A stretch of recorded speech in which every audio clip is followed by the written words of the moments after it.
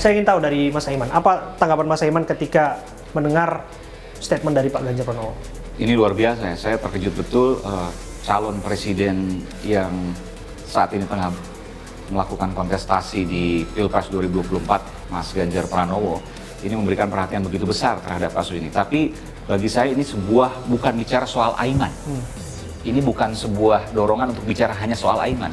Ini bicara soal demokrasi. Tadi disebutkan juga kan misalnya Palti dan lain sebagainya. Palti Barat, Butet, Kertarjasa dan sebagainya.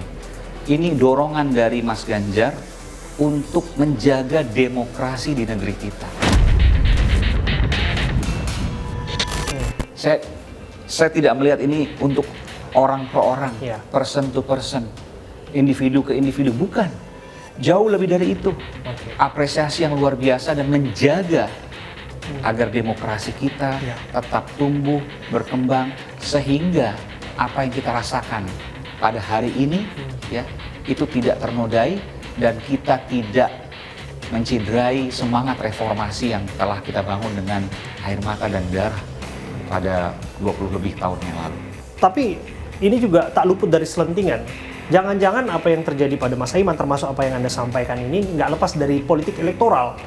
Jadi upaya untuk meraih simpati publik dan lain sebagainya, menuding oknum-oknum, berupaya untuk tidak netral dan sebagainya, untuk kemudian memberikan simpati kepada pasangan Ganjar Mahfud, karena bagaimanapun Mas Aiman, gitu, iya, playing victim misalnya, karena Mas Aiman adalah seorang jubir di TPN Ganjar Mahfud. Bagaimana menjelaskan kepada publik mengenai posisi itu?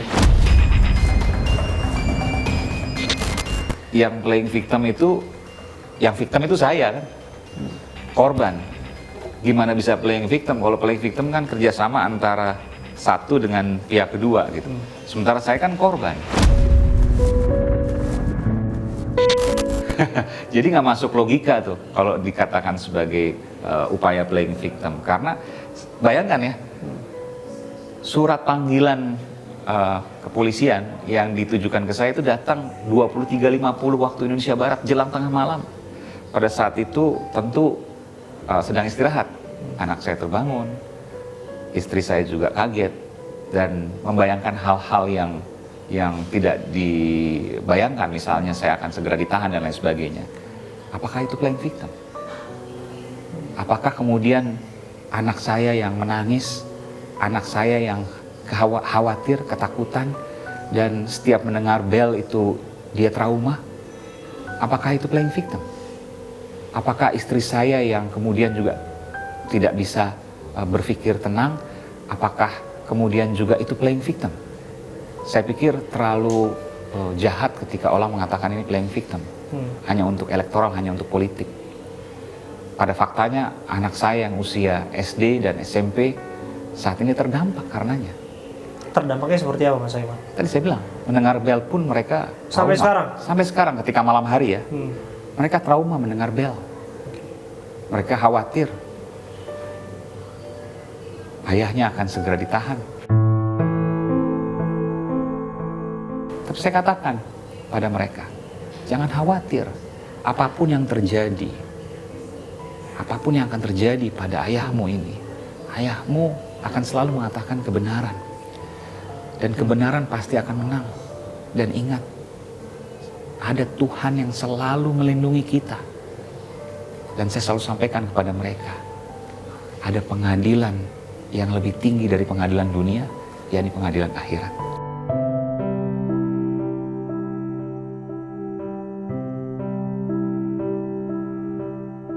Mas Aiman, apa yang terjadi pada Mas Aiman juga beberapa waktu lalu juga direspon Ketua Umum PDI Perjuangan Megawati Soekarno Putri. Kita segarkan kembali ingatan kita mengenai apa yang disampaikan Bu Mega. Ini Pak itu, nih saya lihat tuh, siapa namanya? Aiman.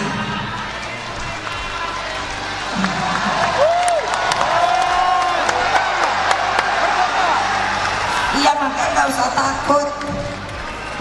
Maksud saya, masa orang nggak boleh ngomong, yang boleh ngomong sebelah sana melulu? Kan yang nggak adil dong ya. Mas Aiman, Bu Mega bercerita mengenai jangan takut di sana. Tapi bagaimana Mas Aiman meresponnya?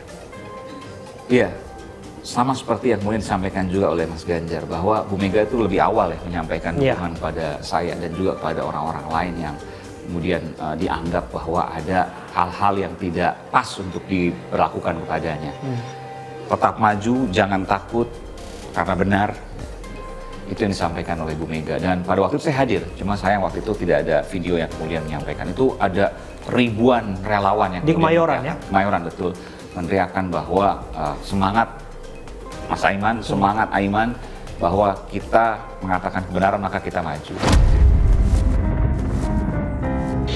Nah, itu yang kemudian disampaikan. Tapi bagi saya, sekali lagi, apa yang disampaikan Ibu Megawati Soekarno Putri, apa yang disampaikan Mas Ganjar Pranowo adalah bentuk dari kepedulian bukan untuk seorang Aiman, tapi lebih dari itu kepada bangsa ini, kepada demokrasi, kepada keadilan, dan di atas semuanya kepada kebenaran.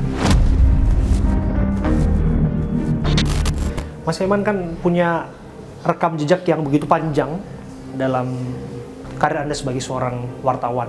Anda menelusuri berbagai kasus dan lain sebagainya. Dan saya yakin pasti Anda juga mendengar ada yang mengatakan bahwa Aiman kok jadi seperti ini? Harusnya kan ia menjadi wartawan saja. Kenapa harus terjun ke dunia politik? Sudah bagus jadi wartawan. Bagaimana Anda merespon statement-statement seperti itu? Itu bagi saya ucapan, ketika saya mengucapkan seperti itu, maka itu ucapan saya yang egois. Kenapa? Saya hanya memikirkan nasib saya dan generasi saya hari ini. Tapi saya tidak memikirkan nasib dan generasi anak cucu kita berikutnya. Generasi-generasi selanjutnya.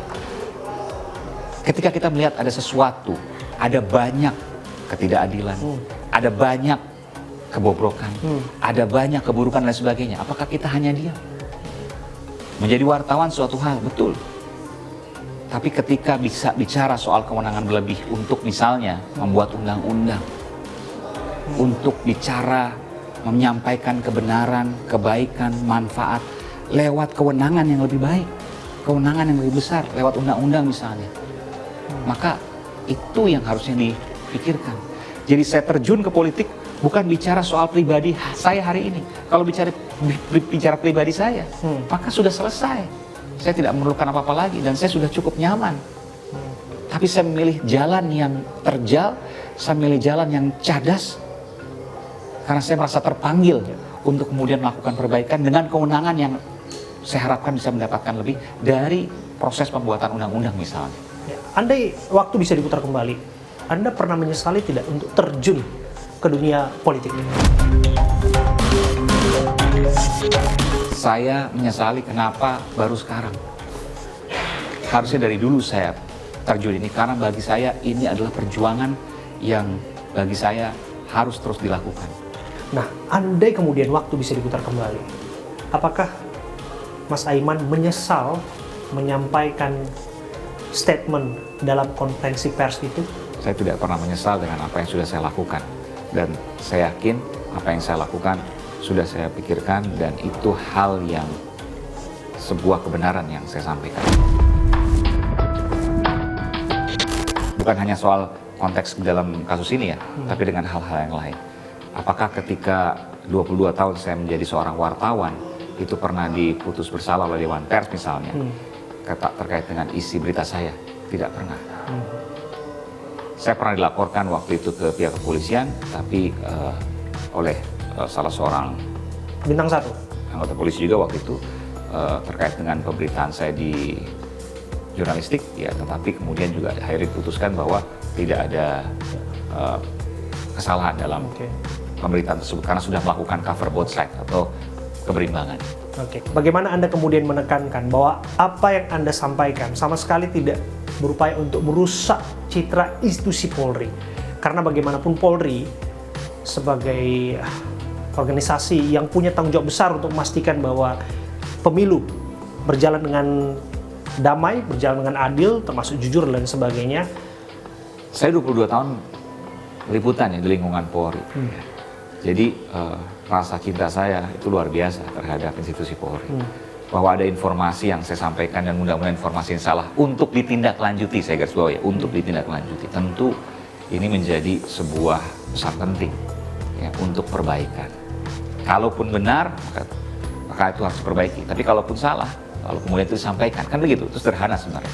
Tapi bahwa bukan hanya bicara soal Polri saja, bicara soal negara ini, Apakah kita mengingatkan informasi untuk ditindaklanjuti? Apakah itu untuk merusak institusi tersebut? Tidak. Untuk mengingatkan, untuk ditindaklanjuti. Justru kalau seandainya kita diam, maka kita tidak sayang terhadap negara ini. Kita tidak sayang terhadap institusi Polri. Kita tidak sayang terhadap institusi-institusi yang lain.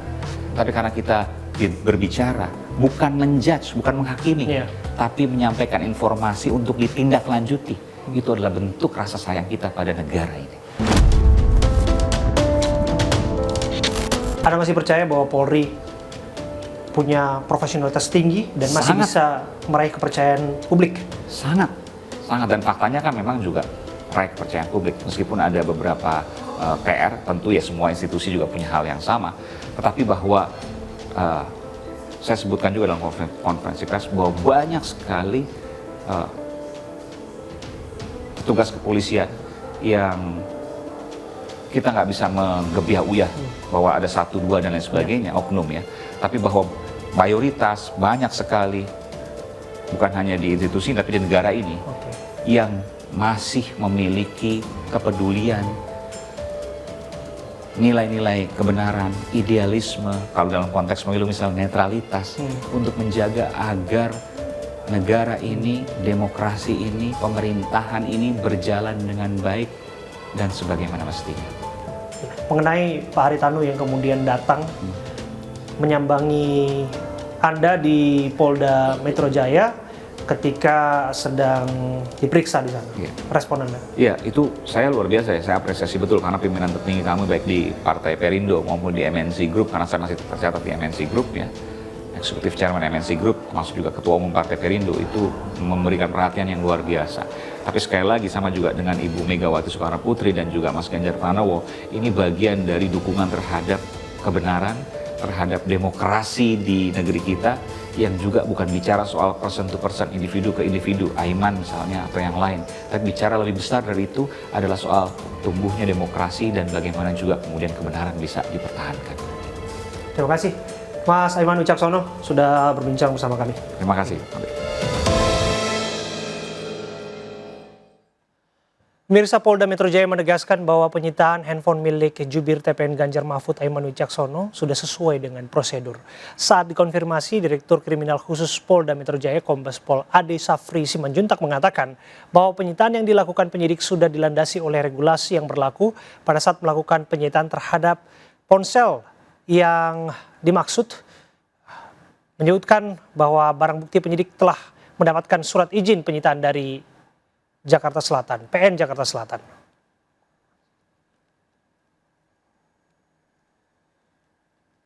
Mirsa, tetaplah bersama kami. The Prime Show akan hadir dengan perbincangan khusus saat lagi untuk Anda.